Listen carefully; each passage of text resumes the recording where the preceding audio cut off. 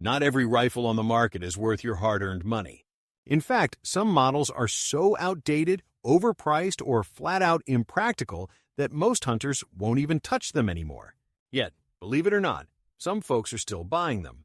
Today, we're breaking down the top 5 hunting rifles that only fools still buy, and why so many American hunters can't stand them. Stick around, because the last one might surprise you and could save you from making a costly mistake. So let's get started with the video. Number 5. Mosin Nagant Surplus Models. The Mosin Nagant, a bolt-action rifle from the late 1800s, was designed for military use by Russia and saw action in both world wars. It's chambered in 7.62 254 mm, a powerful cartridge for big game like deer or bear. Surplus models are widely available and often very affordable, sometimes under $300, making them appealing for budget-conscious hunters. They're built like tanks, with a rugged design that can withstand harsh conditions, and their historical significance adds a cool factor for collectors. The long barrel, often around 29 inches, can provide decent accuracy at range. However, the Mosin Nagant has some serious downsides. The bolt action is clunky and slow, which can be frustrating for quick follow-up shots in hunting scenarios.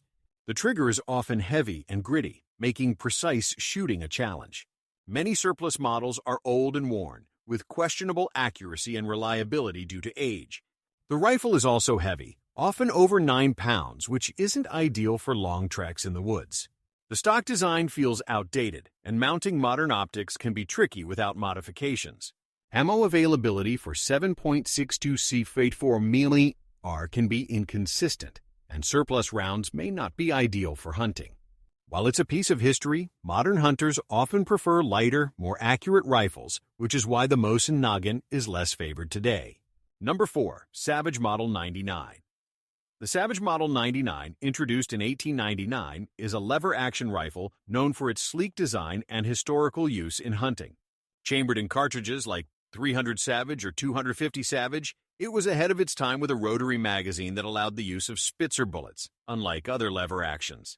It's lightweight, around 7 pounds, and easy to carry, making it great for dense woods. The Model 99 is praised for its smooth action and decent accuracy for a lever gun, often achieving 2 to 3 MOA with good ammo. Its classic walnut stock gives it a timeless look, and many hunters value its reliability in the field. However, the Savage Model 99 hasn't been produced since the 1990s, so you're stuck with used models, which can be expensive, often over $1,000 for a good one. Parts are hard to find, and repairs can be costly since few gunsmiths work on them. The rotary magazine is complex and can jam if not maintained. Ammo for 300 Savage is less common today, limiting options. Compared to modern bolt actions, the Model 99 lacks the precision needed for long-range shots, and its lever-action design is slower than bolt guns for follow-ups. The stock can feel flimsy compared to modern synthetics, and adding optics requires custom mounts. While it's a collector's gem, many hunters opt for newer rifles with better versatility and support, making the Model 99 less practical today. Number 3. Marlin 336, older models. The Marlin 336, first introduced in 1948, is a lever-action rifle that became a favorite for deer hunters, especially in .30-30 Winchester or .35 Remington.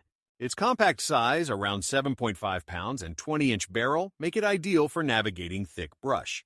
The side-ejecting design allows for easy scope mounting, and it holds 6 rounds in a tubular magazine. Older models have a solid reputation for reliability and decent accuracy, often around 2 MOA at 100 yards. The walnut stock adds a classic aesthetic, and its simple design is easy to maintain. However, older Marlin 336s, especially those made during the Remington era, 2007-2018, often suffered from quality issues like poor machining and rough actions, leading to inconsistent performance. The lever action is slower than modern bolt rifles, and the .30-30 cartridge is limited to about 200 yards, making it less effective for open terrain. Ammo for .35. Remington is hard to find and pricey. The rifle's weight can feel heavy for long hunts, and the stock isn't as durable as modern synthetics. Recoil can be stout, especially in .35 Remington, which may deter new shooters. Parts for older models are becoming scarce, and repairs can be a hassle. While Ruger's newer Marlins have improved quality, older 336 don't match the precision or versatility of modern rifles, which is why many hunters look elsewhere. Number 2. Winchester Model 94, older models in 30-30. The Winchester Model 94, launched in 1894, is one of the most iconic lever-action rifles, especially in 30-30 Winchester. It's lightweight, around 7 pounds, and its 20-inch barrel makes it perfect for quick handling in dense forests. The tubular magazine holds 6 to 7 rounds, and its simple design is reliable for short-range hunting, like deer or hogs within 150 yards. The Model 94 has a legendary reputation, with some claiming it's taken more game than any other rifle. Its classic wood stock and blued finish are visually appealing, and used models can be found for $500 to $1,000. However, older Model 94s, especially pre-1964, are collectibles, driving up prices, while post-1964 models sometimes had cheaper materials. The top-eject design makes scope mounting difficult without angled mounts, limiting versatility.